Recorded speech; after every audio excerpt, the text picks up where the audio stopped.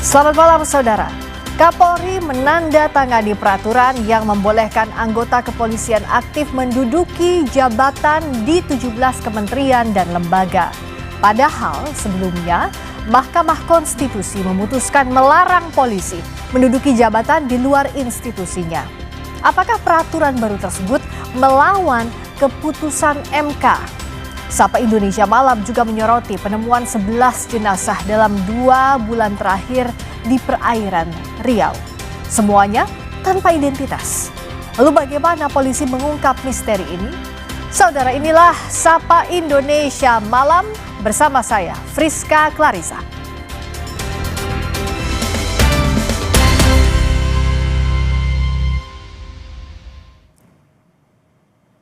Informasi pertama, warga di Bener Meriah, Aceh harus berjalan kaki hingga 3 jam untuk mencari sembako di Kabupaten Aceh Tengah. Jalur yang dilalui pun tidak mudah karena jalan rusak dan penuh lumpur. Ini adalah potret warga Bener Meriah yang harus berjalan kaki hingga 3 jam ke Aceh Utara untuk membeli sembako. Mereka menempuh jalan rusak berat yang penuh lumpur ke perbatasan Aceh Utara yang putus karena banjir bandang. Jalan sebenarnya sempat diperbaiki namun harus terhenti karena alat berat kehabisan BBM.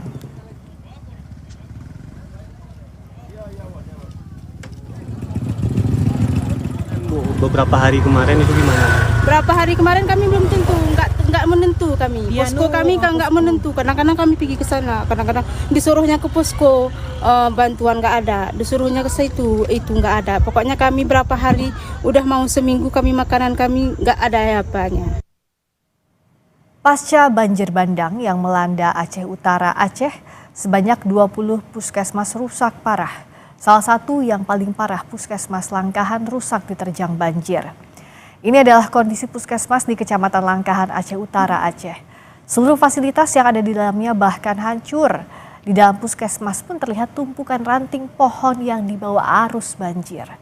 Hingga kini proses pembersihan masih terus dilakukan, terutama difokuskan di ruang instalasi gawat darurat untuk penanganan emergensi.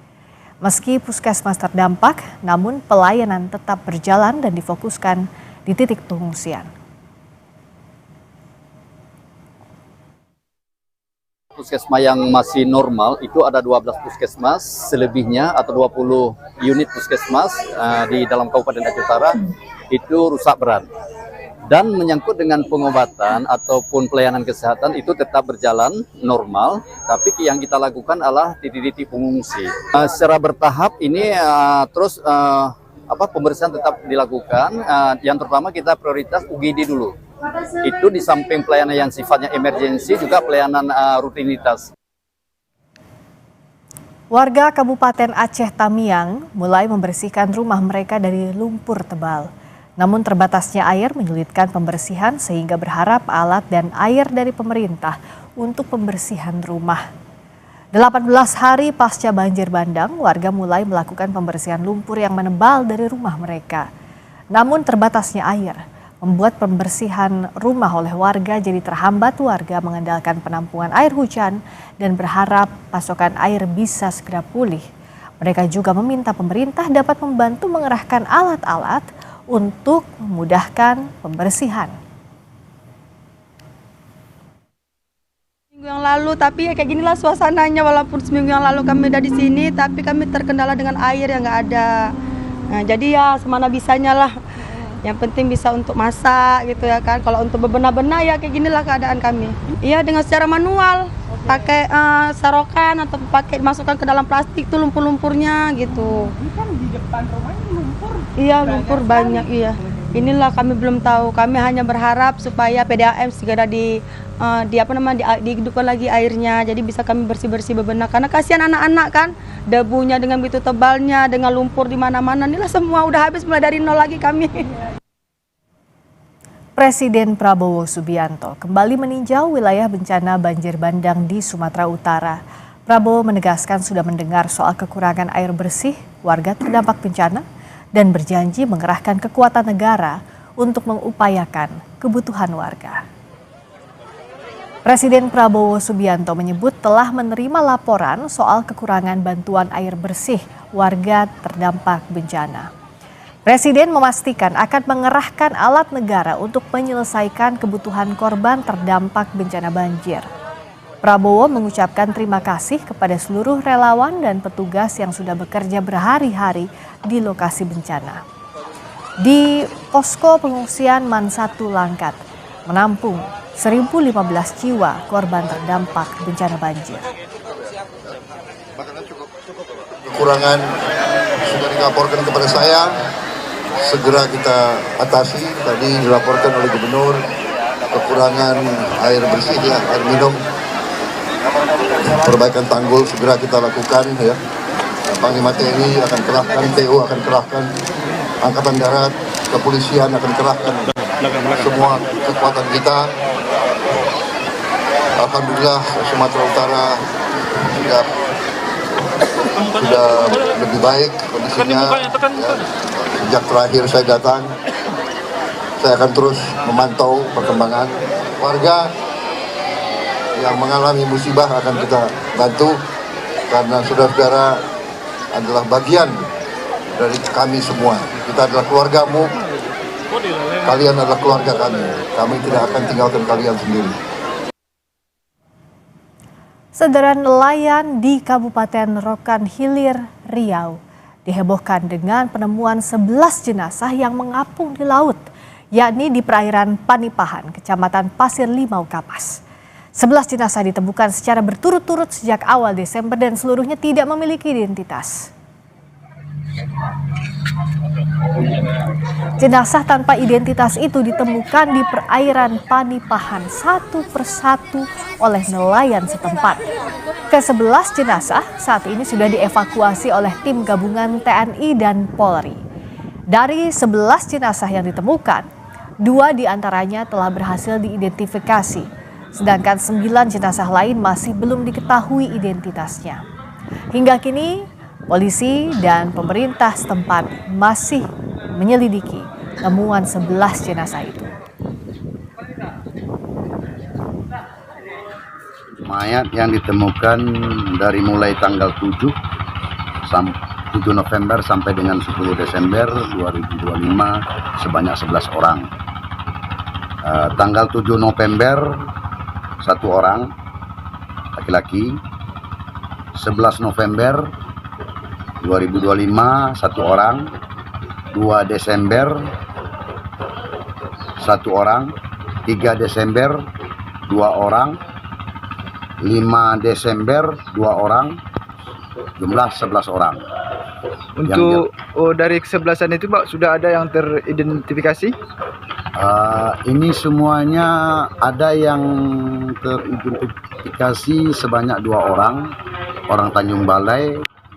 Itu sudah dikebumikan, datang keluarganya menjemput. Sebanyak 2 orang yang pada 9 Desember 2025, 10 Desember 2025 bertempat 2 orang, itu yang dijemput keluarga dari Tanjung Balai, dibawa mayatnya ke kampung halaman. Untuk mengetahui informasi terkini terkait temuan 11 jenazah di perairan Panipahan, Rokan Hilir, Riau, kita tanyakan langsung kepada jurnalis Kompas TV Atika Azura dan juru kamera Sawino Ardi. Atika, apakah polisi sudah bisa mengidentifikasi 11 jasad yang ditemukan? Apa hasilnya? Baik, dan juga saudara, sebenarnya 11 jenazah di Panipahan ada di Desa Limau Kapas, Kabupaten Rokan Hilir, Provinsi Riau. Tim gabungan dari polisi dan juga TNI terus melakukan identifikasi terhadap 11 jenazah. Perlu kita ketahui bahwasannya 11 jenazah ini ditemukan secara bertahap sejak tanggal 7 November 2025 hingga terakhir ditemukan pada 10 Desember 2025.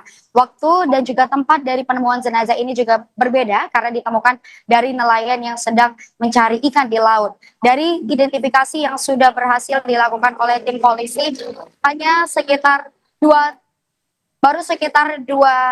jenazah yang berhasil diidentifikasi oleh pihak kepolisian. Sedangkan 9 jenazah lainnya masih dalam pemeriksaan hingga kini. Dan 2 jenazah yang berhasil diidentifikasi tadi langsung dijemput oleh pihak keluarga. Adapun asal dari 2 jenazah yang berhasil diidentifikasi merupakan warga dari daerah Sumatera Utara, Kabupaten Asahan, tepatnya berada di Tanjung Balai Asahan. Seperti itu, Friska. Tapi kalau dari informasi sementara dari penyelidikan sampai saat ini, apakah ada temuan misalnya luka, dugaan karena apa?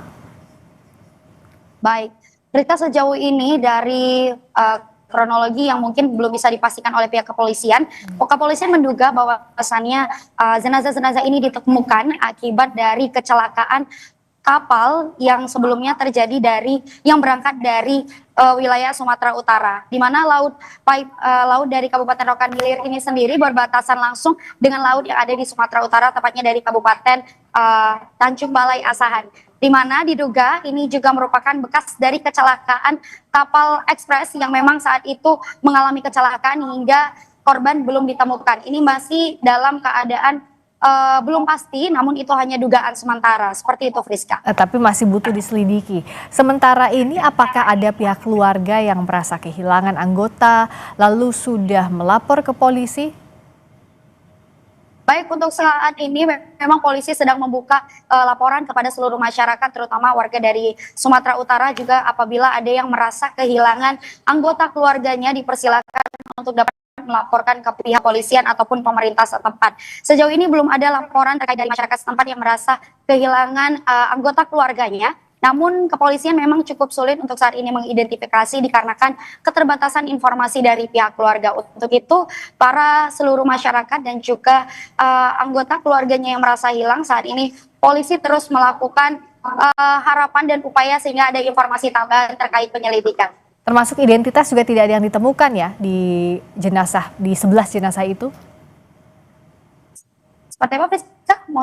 Apakah polisi menemukan identitas di 11 jenazah yang ditemukan itu?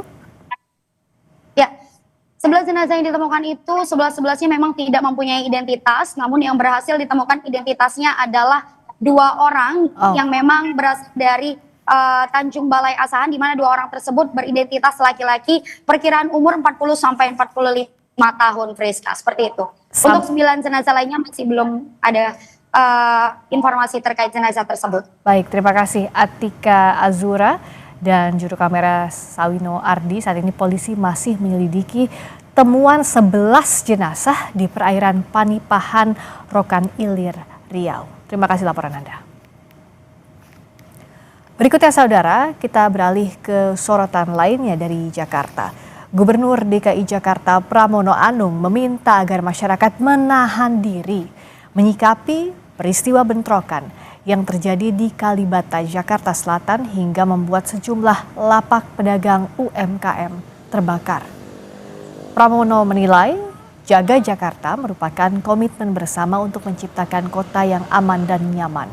Hingga saat ini Pramono menyerahkan sepenuhnya proses hukum kepada polisi atas peristiwa bentrokan yang merugikan sejumlah pihak, termasuk diantaranya pedagang yang hendak berjualan. Jadi di Kalibata ini kan sebenarnya peristiwa yang bersifat situasional, karena ada orang yang menarik agar dibayar, kemudian ada ketidakpuasan masyarakat, terjadi benturan itu, dan tentunya kita semua, saya sebagai Gubernur Jakarta meminta semuanya untuk menahan diri dan jaga Jakarta itu menjadi hal yang komitmen kita bersama. Maka dengan demikian nanti setelah polisi, aparat penegak hukum memutuskan, tentunya pemerintah Jakarta akan menindaklanjuti hal itu. Sebelumnya polisi telah menetapkan 6 tersangka dalam kasus pengeroyokan yang menewaskan 2 debt collector. Ke-6 tersangka ini merupakan anggota pelayanan markas di Mabes Polri. Selain dikenakan pasal pidana, para tersangka juga akan dikenakan pelanggaran etik berat.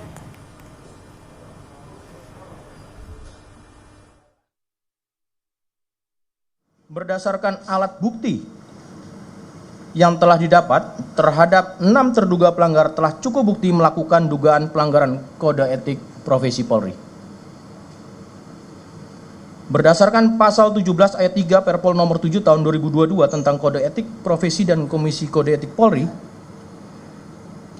perbuatan yang dilakukan dengan sengaja dan terdapat kepentingan pribadi dan atau pihak lain dan berdampak terhadap masyarakat, institusi dan atau negara yang menimbulkan akibat hukum, maka terhadap perbuatan 6 terduga pelanggar masuk dalam kategori pelanggaran berat. Sesaat lagi kami kembali dengan sorotan. Kapolri menandatangani peraturan yang membolehkan anggota kepolisian aktif menduduki jabatan di 17 kementerian dan lembaga. Apakah peraturan baru tersebut melawan putusan Mahkamah Konstitusi? Usai jeda di Sapa Indonesia Malam.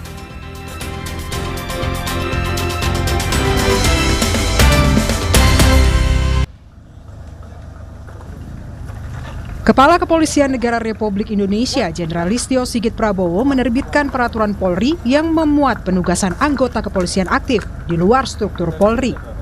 Dalam peraturan Polri nomor 10 tahun 2025, penugasan anggota Polri tak hanya di kementerian atau lembaga negara, tetapi juga bisa di organisasi internasional dan kantor perwakilan asing. Sedikitnya ada 17 kementerian atau lembaga di mana polisi aktif dapat ditugaskan baik untuk jabatan manajerial maupun non-manajerial. Pertama, ada di Kemenko Polkam, lalu Kementerian ESDM, Kementerian Hukum, Kementerian Imigrasi dan Pemasyarakatan, Kemenhud, KKP, Kemenhub, Kementerian P2MI, Kementerian ATR BPN.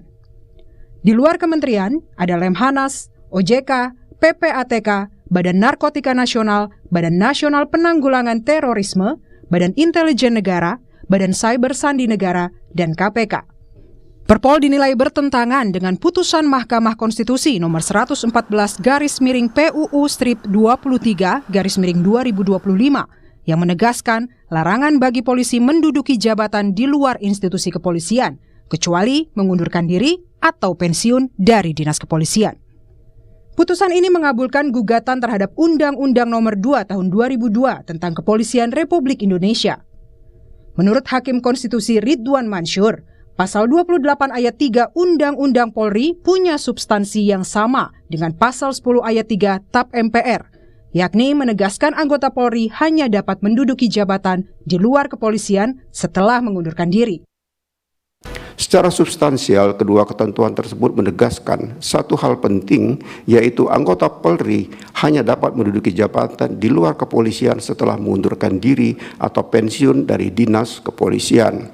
Artinya, apabila dipahami dan dimaknai secara tepat dan benar, tanda kutip mengundurkan diri atau pensiun dari dinas kepolisian adalah persyaratan yang harus dipenuhi oleh anggota Polri untuk menduduki jabatan di luar kepolisian.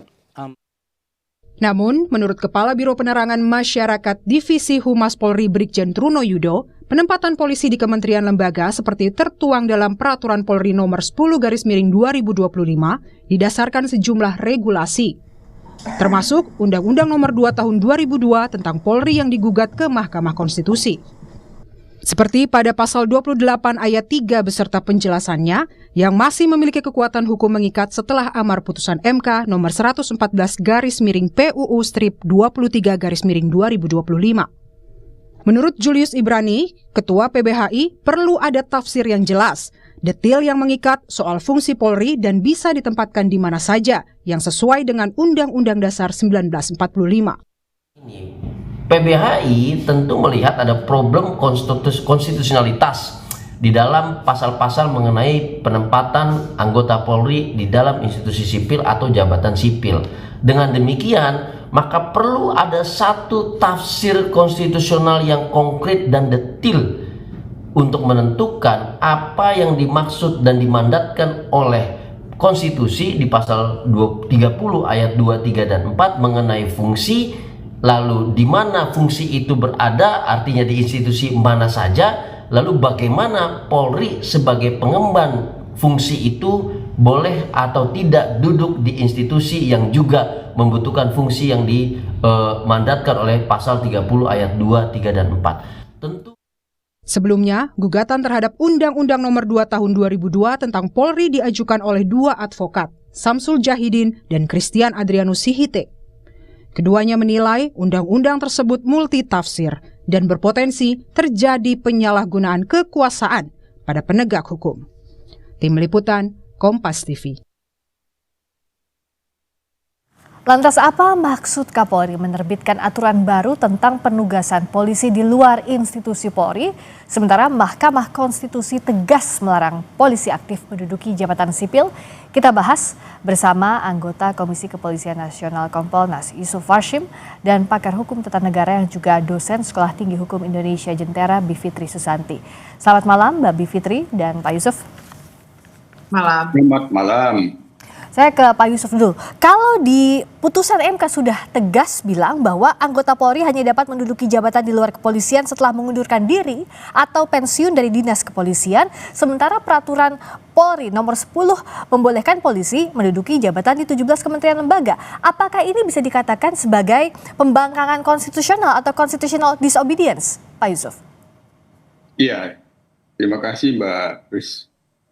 Ya, jadi dalam hal ini tentu apa yang akan saya sampaikan tetap memposisikan sebagai anggota Kompolnas yang memiliki fungsi pengawasan fungsional terhadap kinerja kepolisian. Nah, terkait dengan adanya Perkap nomor 10 tahun 2025 ini, dalam pemantauan kami memang ada proses yang melibatkan pihak-pihak selain daripada unsur pemerintah sebagaimana mekanisme di dalam pembentukan peraturan perundang-undangan, tapi juga ada melibatkan tim ahli hukum yang itu memang kita mencermati dan memantaunya. Tim ahli hukum yang dimintakan pendapat hukumnya terkait dengan akan dilakukan pembentukan Perkap ini memang memposisikan sebagaimana yang sudah ada di dalam Perkap nomor 10 tahun 2025. Yang kedua, nah, tentu apabila ada pendapat hukum yang mengatakan bahwa ini bertentangan dengan undang-undang, ya itu kan boleh-boleh saja, namanya pendapat hukum. Tapi tentu untuk memberikan kepastian hukum, apakah benar ada pertentangan dengan undang-undang, di mana peraturan perundang-undangan yang dalam bentuk PP, Perpol, dan Perkap tentu memang tidak boleh bertentangan dengan undang-undang, maka tentu nantinya ada mekanismenya perlu dimohonkan ke Mahkamah Konstitusi. Hanya memang kalau kita cermati, ya fakta hukum putusan Mahkamah Konstitusi itu kan yang di dalam amarnya kan cukup jelas sebenarnya, yang dinyatakan tidak memiliki kekuatan yang mengikat sepanjang itu ada prasa atau tidak berdasarkan penugasan Kapolri, atau tidak berdasarkan penugasan Kapolri itu kan menjelaskan ayat 3 pasal 28, di mana anggota Polri yang dapat menduduki jabatan di luar kepolisian telah mengundurkan diri atau pensiun dari dinas kepolisian. Nah, penjelasannya kan ada dua. Satu, yang dimaksud dengan tugas kepolisian itu ada tugas di luar kepolisian itu tugas yang tidak punya sangkut paut dengan tugas kepolisian. Baru atau ya, yang dimohonkan di dalam permohonan putusan 114 itu kan perasa atau tidak berdasarkan penugasan Kapolri. Nah, tentu kami sebagai pengawas memantau apakah Perkap ini tidak memiliki landasan, ya sementara ya memang ini perlu dilakukan kajian secara mendalam, tapi tadi yang sudah saya katakan ada para ahli hukum yang telah dimintakan pendapat hukumnya juga, yang itu sudah tertuang bagaimana pendapat mereka itu tentu dirumuskanlah dalam Perkap itu. Tapi tentu barangkali perlu kita cermati bahwa di dalam putusan Mahkamah Konstitusi 114 itu ayat di halaman 180 di situ sebenarnya MK berpendapat di dalam halaman 180 putusan itu Mahkamah perlu pendapat Mahkamah Konstitusi itu jabatan yang mengharuskan anggota Polri mengundurkan diri atau pensiun dari dinas kepolisian adalah jabatan yang tidak mempunyai sangkut paut dengan kepolisian. Baik. Yang dimana tentu merujuk pada Undang-Undang Nomor 20 Tahun 2023 yang itu disebut adanya nomenklatur jabatan ASN tertentu yang itu dapat diisi oleh anggota TNI dan anggota Polri yang memang di dalam pasal 19 Undang-Undang ASN tersebut memang sesuai dengan ketentuan Undang-Undang TNI dan Undang-Undang Polri. Itu dulu. Baik. Nah, Undang-Undang Polri-nya bagaimana mengatur? Nah, di pasal 28 itu hanya memang kita memahami sementara ini maksud daripada Perkap ini kan sebenarnya menjawab kebutuhan hukum yang tidak sesuai, di mana dua Perkap sebelumnya ada Perkap nomor 4 tahun 2017 yang mengatur penugasan di luar struktur, yang itu juga ada perubahannya Perkap nomor 12 tahun 2018 yang memang itu sudah berbeda. Rumusan namanya sudah berbeda. Perkap nomor 10 tahun 2025 ini dapat dipahami memberikan satu petunjuk jabatan-jabatan apa yang tidak punya, jabatan apa yang punya hubungan dengan tugas kepolisian, itulah dirumuskan di dalam pasal 3, 17 di kementerian. Nah, itu yang sudah kita lihat maksud dan tujuannya. Hanya memang kita tentu sebagai pengawas juga memantau bagaimana pendapat hukum para ahli hukum lain yang itu dimaksud bertentangan sepertinya karena 17 lembaga dan kementerian yang dimaksud di dalam pasal 3 Perkap tersebut tidak diatur terlebih dahulu di Undang-Undang. Kita sampai di sana dulu Pak Yusuf. Tadi yang soal 17 ini saya juga akan tanyakan ke Mbak Bivitri. Ini menarik karena apa yang disampaikan Pak Yusuf ini sama dengan yang disampaikan oleh DPR bahwa putusan MK ini hanya membatalkan frasa atau tidak berdasarkan penugasan dari Kapolri dalam penjelasan pasal 28 ayat 3 Undang-Undang tentang Polri. Nah, kalau dari sisi Mbak Bivitri, di mana poin ini ahli hukum menyatakan bahwa ini bertentangan dengan peraturan MK, putusan MK? Ya, jadi kita, kalau saya sih lugas saja ya, kita langsung lihat amar putusannya dan maknanya. Maknanya adalah pasal 28 ayat 3 Undang-Undang Polri itu harus dibaca berhenti pada anggota Polri dapat menduduki jabatan di luar kepolisian setelah mengundurkan diri atau pensiun dari dinas kepolisian. Titik. Nah, kemudian jabatan di luar kepolisian adalah jabatan yang tidak mempunyai sangkut paut dengan kepolisian. Titik. Nah, itu sebenarnya maknanya di situ. Ya, jadi jangan ditafsirkan berbeda dulu, satu. Kemudian yang kedua, jadinya kalau kita telaah satu persatu dari 17 itu tadi ya, saya kira akan kelihatan bahwa yang punya keterkaitan langsung dengan kepolisian sebenarnya adalah Kemenko Polkam misalnya. Kita masih bisa berdebat soal itu.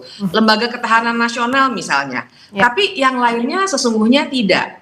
Nah, kemudian yang kedua saya ingin kasih catatan juga bahwa logikanya Mahkamah Konstitusi jadi memang harus dibaca utuh.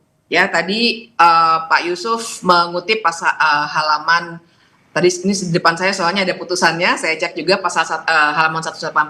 Sebenarnya itu hanya menggambarkan titik di mana penjelasan itu memang harus dicoret begitu ya, dinyatakan inkonstitusional.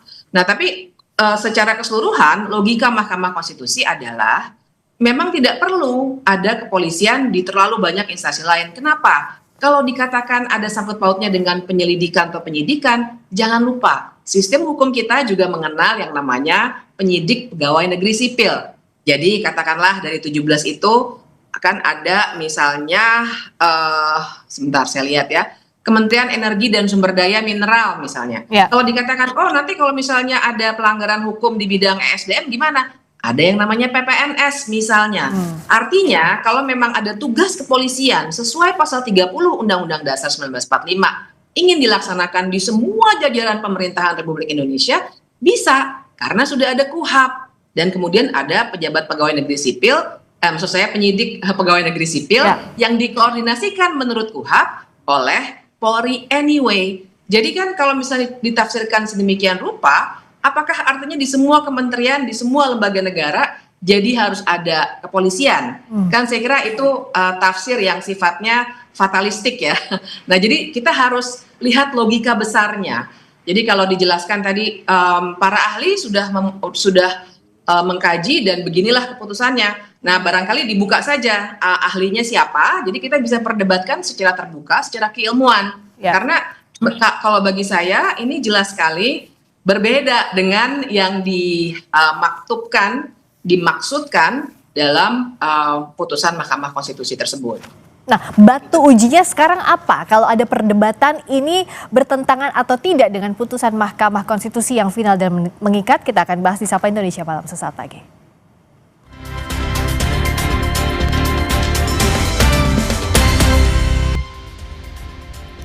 Masih bersama dengan anggota Komisi Kepolisian Nasional Yusuf Warshim dan pakar hukum tata negara yang juga dosen Sekolah Tinggi Hukum Indonesia Jentera, Bivitri Susanti. Mbak Bivitri, kalau dalam pelaksanaannya ada tafsir yang berbeda, ini kan bisa dispute di lapangan. So, apa yang harus dilakukan, Mbak? Ya, pertama saya harus klarifikasi dari awal sekali ya. Judul Perkap ini adalah anggota Polri yang melaksanakan tugas di luar struktur organisasi kepolisian. Jadi memang saya kira itulah soalnya dengan ahli hukum ya, so-called ahli hukum ya, karena memang ada yang bisa menjadi tukang yang bisa diminta untuk membuatkan sesuatu konstruksi baru atau yang memang objektif. Nah, jadi dari seakan-akan memang dari judulnya itu ini adalah cara untuk melaksanakan putusan MK tersebut. Tapi sesungguhnya ini juga keliru ya, karena jiwa putusan MK adalah untuk meluruskan supaya tidak semuanya kepolisian kemudian bisa masuk ke berbagai kementerian termasuk 17 yang disebut di situ. Nah, bagaimana kalau ada dispute? Ini memang repotnya. Kalau ada dispute, tentu saja ukuran pertama adalah putusan Mahkamah Konstitusi dan putusan itu harus dilihat secara utuh. Tidak hanya amar putusan tapi juga pertimbangan hukum. Nah, dengan demikian kalau ujiannya atau patokannya adalah putusan Mahkamah Konstitusi, salah satu caranya adalah dua cara sebenarnya. Yang pertama adalah Perkap ini bisa saja diuji ke Mahkamah Agung karena ini adalah peraturan di bawah undang-undang, atau kalau misalnya ada dispute di lapangan nanti bisa juga ke misalnya Pengadilan Tata Usaha Negara. Tapi saya ingin mengkritik juga nih kalau kita kemudian masuk ke arah situ, artinya kita sudah membiarkan ada tafsir yang sifatnya membangkang konstitusi dan kemudian kalau ada dispute kita lagi yang mesti minta ke MA ataupun Pengadilan Tata Usaha Negara. Saya kira ini cara bernegara yang harus dikritik karena sudah ada kooptasi penafsiran Mahkamah Konstitusi oleh institusi negara. Gitu, Mbak. Kalau Pak Yusuf, kenapa sih harus ada tafsir? Ini kan tadi kata Mbak Bivitri juga akan ada dispute di lapangannya. Toh nantinya harus digugat lagi ke PT UN, harus digugat lagi ke Mahkamah Agung. Apa sebenarnya yang harus diperbaiki dari lahirnya Perpol ini? Iya, sebagaimana yang tadi saya sampaikan, tentu kami sebagai pengawas fungsional kinerja kepolisian, maksud daripada Perkap ini apa, terlihat sebenarnya itu mengganti Perkap sebelumnya, yang itu memang sudah tidak sesuai dengan kebutuhan hukum.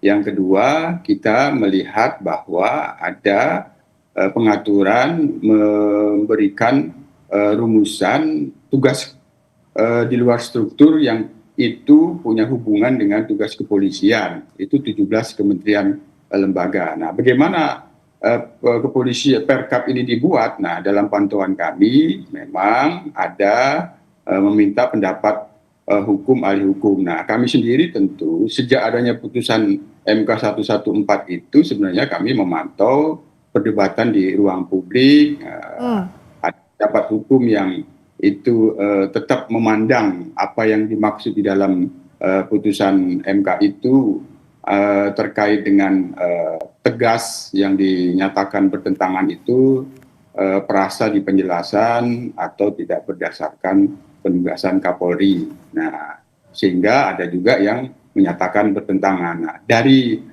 dari soal MK itu ya sama, perdebatan terkait dengan Perkap ini juga masih sama. Oleh karena itu kali ya kita tentu untuk memastikan bertentangan atau tidak ya memang mekanisme harus hukum. Tapi sekali lagi memang di dalam revisi Undang-Undang Polri nantinya, karena di dalam Undang-Undang ASN nomor 20 tahun 2023 itu kan diatur jabatan ASN tertentu yang itu dapat diisi oleh anggota Polri dan anggota TNI, yang itu pengisiannya berdasarkan dua undang-undang, ya Undang-Undang TNI dan Undang-Undang Polri. Oke, seperti yang tadi Tadi Pak, hanya Undang-Undang TNI sudah mengatur lembaga-lembaga mana yang dapat diisi. Nah, di Undang-Undang Polri sendiri memang belum mengatur lembaga-lembaga negara mana yang itu dapat diisi, yang itu dapat ditafsirkan, yang punya hubungan dengan tugas kepolisian. oke, jadi secara teknisnya di mana saja posisi-posisi yang bisa diisi, begitu kan Pak Yusuf. Nah Mbak Bivitri, kalau begitu artinya kan hampir pasti bahwa peraturan Kapolri dan peraturan Polri ini akan berlaku. Apa yang Mbak Bivitri baca? Apakah memang ini harus berlaku dulu baru digugat pada akhirnya? Ya, prinsipnya pasti peraturan itu ya langsung berlaku tuh. Kan kalau peraturan itu biasanya sudah langsung, kalau sudah diundangkan maka dia langsung berlaku. Nah setelah itu baru bisa diuji ke Mahkamah Agung, atau kalau memang ada masalah di lapangan bisa saja nanti dibawa ke Pengadilan Tata Usaha Negara. Jadi pasti harus berlaku dulu. Itu yang saya sayangkan ya. Jadi moralitas konstitusional institusi-institusi negara nih polanya udah kayak gitu Mbak Friska akhir-akhir ini. Jadi langsung ditafsir sendiri, dibuat sendiri peraturannya. Jadi nanti warga yang berusaha untuk lebih baik dalam berdemokrasi yang lelah gitu, gugat lagi, bawa lagi, uji lagi, dan seterusnya. Jadi memang ini persoalan moralitas konstitusional institusi kita. Kalau dari Pak Yusuf, artinya apakah satu-satunya jalan sekarang ya masyarakat harus menggugat kalau tidak setuju? Atau ada mekanisme lain? Ya itu soal membawa ke MA itu kan soal mekanisme hukum untuk memastikan apakah peraturan Perkap ini bertentangan dengan undang-undang atau tidak. Ya, itu siapapun berhak itu mengajukan itu. Tapi sekali lagi kami tetap terus melakukan pantauan bagaimana selanjutnya terkait dengan Perkap ini. Hanya memang dari berbagai macam pendapat hukum memang lebih baik ada revisi Undang-Undang Polri terkait dengan apa yang dimaksud dengan jabatan-jabatan yang dapat diisi oleh anggota kepolisian yang itu punya kaitan dengan tugas kepolisian. Tapi sebenarnya tadi Mbak Fitri itu sempat menyinggung pasal 3 itu ada yang boleh, ada yang tidak. Artinya ada tugas-tugas yang dapat diisi, jabatan-jabatan ASN yang dimaksud jabatan ASN tertentu yang dapat diisi anggota Polri itu, tadi saya mengutip di pasal 180 itu, di mana MK menegaskan jabatan yang mengharuskan anggota Polri mengundurkan diri atau pensiun dari dinas kepolisian itu ada jabatan yang tidak punya. Ini yang perlu diatur kembali, ya memang jalan terbaiknya itu melalui revisi Undang-Undang Polri, tapi sekali lagi apa yang dimaksud di dalam Perkap ini tentu ingin menjelaskan bahwa ada tugas-tugas yang itu di jabatan ASN tertentu dapat diisi oleh anggota kepolisian yang itu punya hubungan dengan tugas kepolisian, sementara dimaksud di dalam pasal 3 ada 17 kementerian. Yang itu tadi sebenarnya dikritisi oleh Mbak Fitri, ada yang masih punya hubungan, ada yang tidak. Itu tentu masukan nantinya. Baik, nah Mbak Bivitri bagaimana untuk tadi? Ada yang memang relate, ada yang tidak, ataukah memang peraturan yang harus direvisi? Apa peraturan yang harus ditinjau ulang, Mbak Bivitri? Ya, jadi harusnya tidak dalam bentuk Perkap. Makanya saya katakan Perkap ini sebenarnya pembangkangan konstitusional karena melanggar putusan MK. Kita harus melihat apa yang boleh itu di level undang-undang. Jadi ketika saya katakan, Kementerian Koordinator Politik dan Keamanan bisa, itu karena di level undang-undang ataupun perpres yang membentuk kementerian, kita akan melihat bahwa ada perwakilan dari Polri. Ya, jadi mau tidak mau kan, nggak mungkin orang sudah pensiun terus mewakili Polri misalnya. Ya. Lembaga Ketahanan Nasional juga seperti itu. Nah, jadi konteksnya adalah kesesuaian bentuk peraturannya, dan kemudian yang kedua, perintah soal yang mewakili Polri secara resmi itu tidak seharusnya ada di peraturan Kapolri, tapi di level undang-undang yang mengatur kementeriannya masing-masing. Nah, kira-kira harusnya konstruksinya begitu, Mbak Friska. Oke. Kalau mekanismenya kan itu dari kementerian atau lembaga pusat yang meminta sesuai dengan PP nomor 13 tahun 2017. Makanya MK memperbaiki itu, Pak Yusuf. Iya, MK memperbaiki, nggak bisa lagi ada yang ditugaskan seperti pada 2017. Ini levelnya undang-undang yang diuji oleh MK. Baik, jadi ini harus dikaji lagi, tapi semoga kedepannya dalam penyusunan aturan ini bisa melibatkan publik. Jadi saat memang sudah diflorkan, ini tidak membuat dispute lagi di masyarakat, yang akhirnya nanti ujungnya harus digugat lagi. Dan ini jadi jangan sampai ini jadi presiden sehingga setiap ada lahirnya undang-undang tidak sesuai atau tidak mengakomodasi kepentingan publik. Tapi yang jelas yang ini kita akan lihat dulu bagaimana nanti pelaksanaannya. Terima kasih Pak Yusuf Warshim, terima kasih juga Mbak Bivitri Susanti sudah hadir di Sapa Indonesia Malam. Informasi tadi menutup Sapa Indonesia Malam dan kami ingatkan Anda untuk selalu penuhi kebutuhan hidrasi Anda sepanjang hari dengan air mineral yang pasti sejuknya. Saya Friska Clarissa, selamat malam, sampai jumpa.